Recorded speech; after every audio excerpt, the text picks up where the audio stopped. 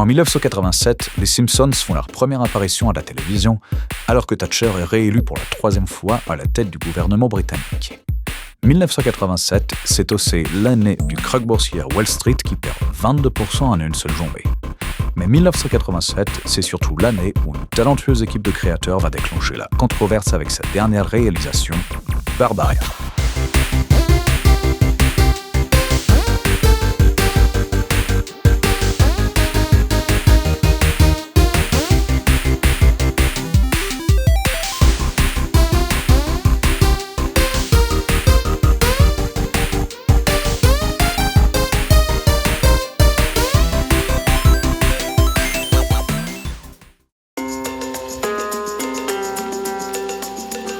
En 1984, le Royaume-Uni cherche à limiter la location de films jugés trop violents et vote une loi dans ce sens.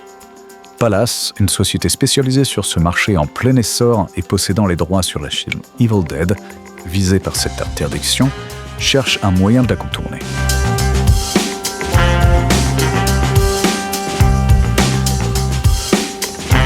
Deux salariés, Peter Stone et Richard Linklater, proposent de créer une division aux jeux vidéo, industrie tout juste naissante, et créent Palace Software.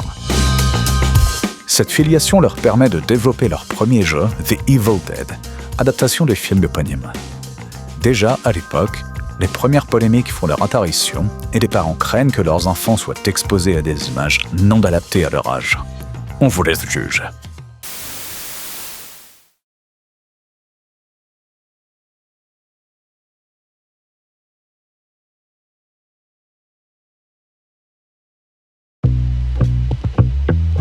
Très rapidement, l'ambiance chez Palace Software est jeune et festive et la créativité est encouragée. Dans la foulée de ce départ dynamique, Steve Brown, artiste de son méta, et Stanley Chambray, programmeur, sont embauchés. Brown, épaulé par Linklater à la programmation, conçoivent leur premier jeu basé sur le film Halloween, encore une adaptation de film dont Palace possède les droits de location. Finalement, Cauldron verra le jour et le succès est au rendez-vous, ce qui les poussera à développer sa suite, Cauldron 2, la citrouille contre-attaque.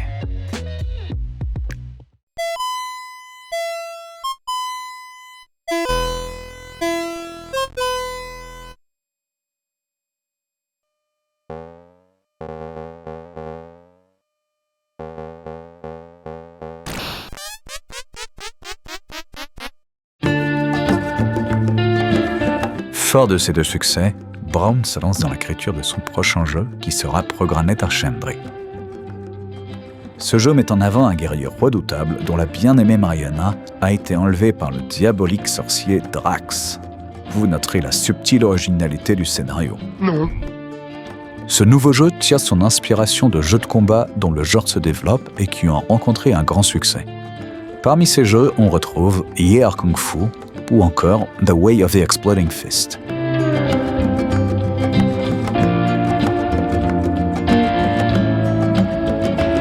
Le jeu s'appellera Barbarian et Ultimate Warrior. C'est un jeu de combat qui met en scène deux combattants munis d'épées et au look très largement inspiré des romans Conan le Barbare, mais également du film sorti quelques années auparavant avec Arnold Schwarzenegger dans le rôle principal.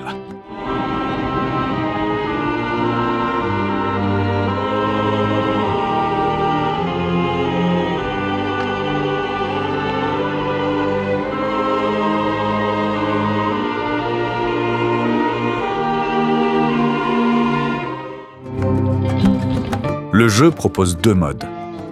Le mode à 2 joueurs permet de s'affronter entre amis jusqu'à ce que mort s'en suive. Le mode histoire permet d'affronter une suite de combattants pour enfin atteindre la salle du trône et tuer Drax pour délivrer la belle Mariana.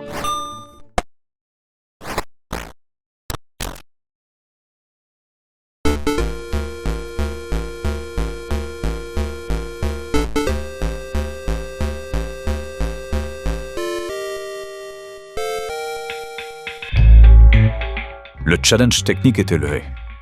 Brown impose des sprites de grande taille et crée 16 mouvements différents aux combattants. Il utilise une technique ingénieuse où il se filme en train de réaliser ces mouvements, puis les retranscrit ensuite sur papier pour facilement les convertir ensuite en différentes étapes d'animation. La polémique et le scandale naîtront de deux éléments distincts. Tout d'abord, le jeu intègre un mouvement qui, lorsque celui-ci est exécuté avec le bon timing, permet de décapiter son adversaire et gagner le combat immédiatement. La tête vole dans un jet de sang et le gnome chargé de ramasser le corps du perdant en fin de combat ne se gêne pas pour shooter dedans et la faire voler en dehors de l'écran. Mais au-delà de cette violence fortement pixelisée, qui effraie pourtant les parents de l'époque, la plus grosse controverse vient des choix marketing volés par Brown. À cette époque, alors que la plupart des jaquettes étaient illustrées par de talentueux artistes tels que Alfonso Aspiri ou Bob Wakelin, à qui on doit de très nombreuses couvertures, Steve Brown persuada sa direction d'utiliser de vraies personnes pour la couverture de jeux et la campagne des communications. Pour incarner le combattant, Michael Van Wyck est choisi. Son physique de bodybuilder est tout à fait adapté au personnage créé par Brown et transmet parfaitement la puissance des combattants. C'est pour incarner la princesse Mariana que Pallas fait preuve d'un choix beaucoup plus audacieux. Maria Whittaker est sélectionnée et c'est par elle que le scandale arrive.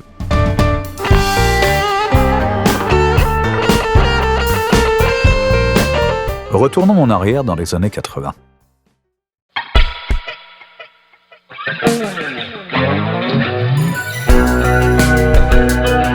À l'époque, le tabloïd anglais The Sun a pour habitude de publier en page 3 de son journal une photo de femme faiblement vêtue au départ, dénudée à partir des années 70. Véritable institution pendant plus de 40 ans, cette page 3 a publié les photos de plus de 9000 femmes et lancé des carrières comme celle de Samantha Fox par exemple.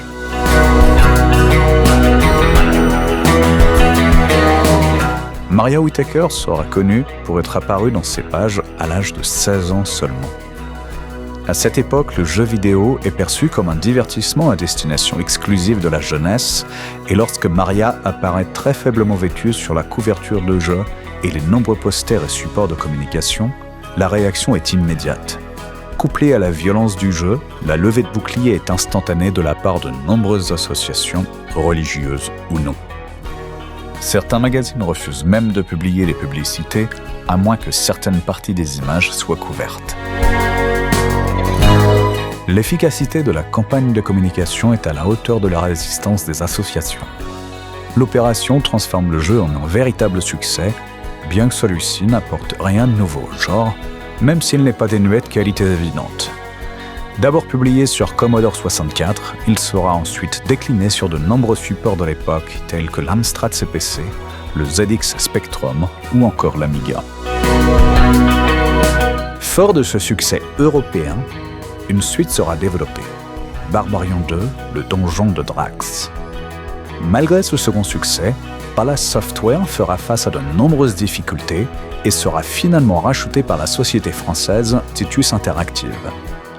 Ces difficultés auront malheureusement raison du troisième opus prévu, qui ne verra donc jamais le jour. Rebaptisé Death Sword et avec une jaquette fortement revue et édulcorée pour le marché américain, le jeu ne rencontrera pas le même succès dans ce pays.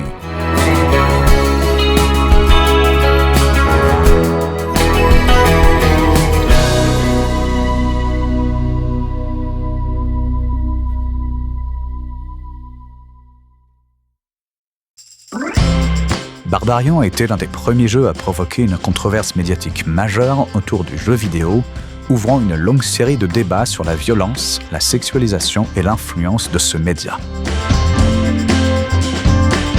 Mais ces controverses ont aussi permis de faire évoluer le regard porté sur le jeu vidéo, poussant l'industrie à réfléchir, à s'affirmer et à se professionnaliser. Aujourd'hui, le jeu vidéo est reconnu comme un art à part entière, mêlant narration, technologie, esthétique et interaction.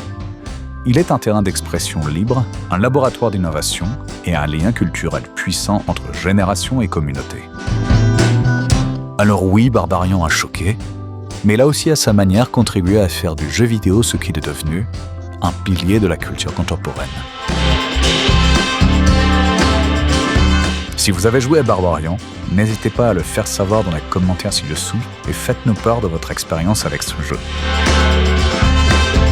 Si vous avez aimé ce contenu, n'hésitez pas à cliquer sur les pouces de YouTube. Si vous souhaitez plus de contenu de ce genre, faites-le nous savoir en vous abonnant à la chaîne et en activant la cloche de notification. Et surtout, n'oubliez pas de nous apporter votre soutien en partageant ce contenu.